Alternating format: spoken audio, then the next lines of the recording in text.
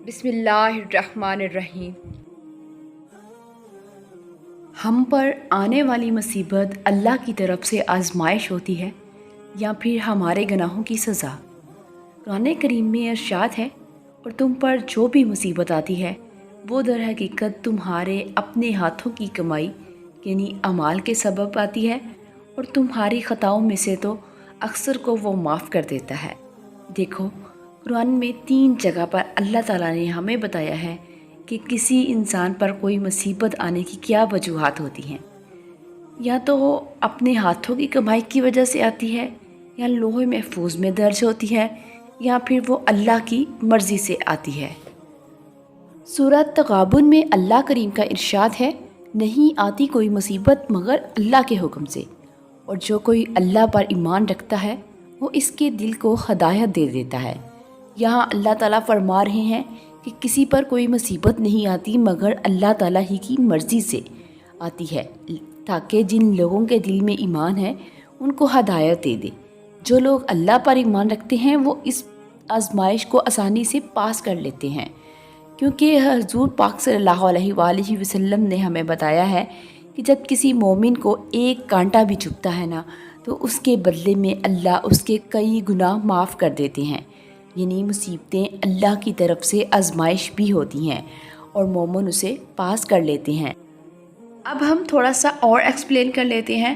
عربی لغت میں مصیبت زیادہ تر ان چیزوں کے لیے استعمال ہوتا ہے جو بری ہوتی ہیں، جو ناگوار ہوتی ہیں۔ ہر وہ چیز جو آپ کو ہرٹ کرتی ہے، ہر وہ آزمائش جو آپ پر آتی ہے، اور وہ آپ پر آنی ہی آنی تھی، وہ تیر جس کا نشانہ آپ کی طرف ہے وہ آپ کو لگنا ہی لگنا ہے، کیونکہ وہ پہلے سے آپ کے نصیب میں لکھ دیا گیا ہے۔ جو مصیبت آپ پر آئی ہے وہ پہلے سے آپ کے نصیب میں، آپ کی تقدیر میں لکھی ہوتی ہے۔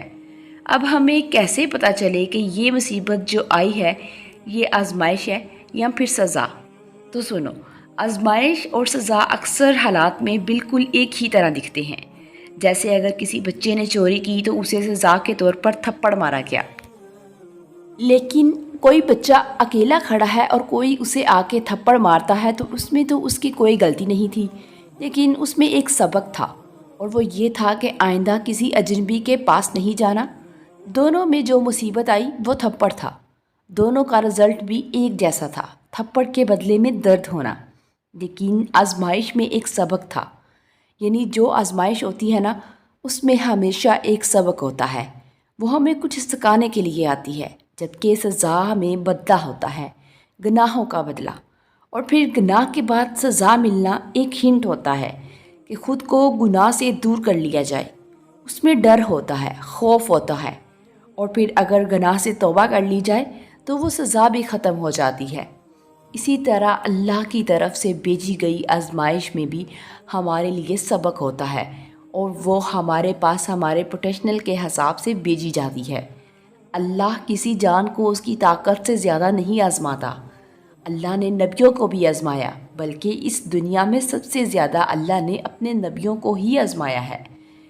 تو پھر آزمائش کا مطلب ہے آپ میں چھپی ہوئی صلاحیت کو ابھارنا۔ آپ پر جب تک کوئی ایسی مصیبت نہیں آئے گی جو آپ کو صبر کرنا سکھائے، تو آپ کو کیسے پتہ چلے گا کہ صبر کیسے کرتے ہیں؟ اور اکثر ایسا بھی ہوتا ہے کہ ایک آزمائش ہمارے اگلے حالات کے لیے آسانی بن رہی ہوتی ہے۔ جیسے آپ کو نہیں پتہ کہ آگے آپ کے ساتھ کیا ہونے والا ہے، کیا پتہ آگے کوئی ایسی سچویشن آنی ہو جہاں صبر کی زیادہ ضرورت ہو۔ تو اگر آپ کو صبر کرنا ابھی سے اللہ نہیں سکھائے گا تو آپ تب بکھر جائیں گے۔ جو بھی آزمائش آئے اس میں فوراً اللہ پر توکل کر کے صبر سے کام لینا چاہیے، اور یہ بھی سوچنا چاہیے کہ مجھ سے کوئی ایسا گناہ تو نہیں ہو رہا جس کے بدلے میں یہ مصیبت آ گئی ہو۔ اپنے گناہوں کو دور کرنے کی کوشش کرنی چاہیے، اور اگر اچانک کوئی مصیبت آ پڑی ہو اور سمجھ نہیں آ رہی کہ یہ کس وجہ سے آئی ہے، تو اللہ کے حکم کو قبول کر لینا چاہیے کہ اللہ کی مرضی ہوگی، اور ضرور یہ مصیبت میرے لیے کوئی بہتری لے کر آئے گی۔ کیونکہ ایک تو یہ ہنٹ ہو سکتی ہے کہ اس گناہ سے خود کو دور رکھیں اور گناہوں سے توبہ کر لیں، کیونکہ اس بار دی گئی مہلت کو ایسے ہی ضائع کر دیا تو ایک عذاب نہ جانے کب آ جائے پتہ بھی نہیں چلے گا۔ غرض کہ آزمائش مصیبت ایک سبق ہوتا ہے جو کچھ سکھا رہا ہوتا ہے، اور پھر آزمائشیں مصیبتیں اللہ کے نیک بندوں پر ہی آیا کرتی ہیں۔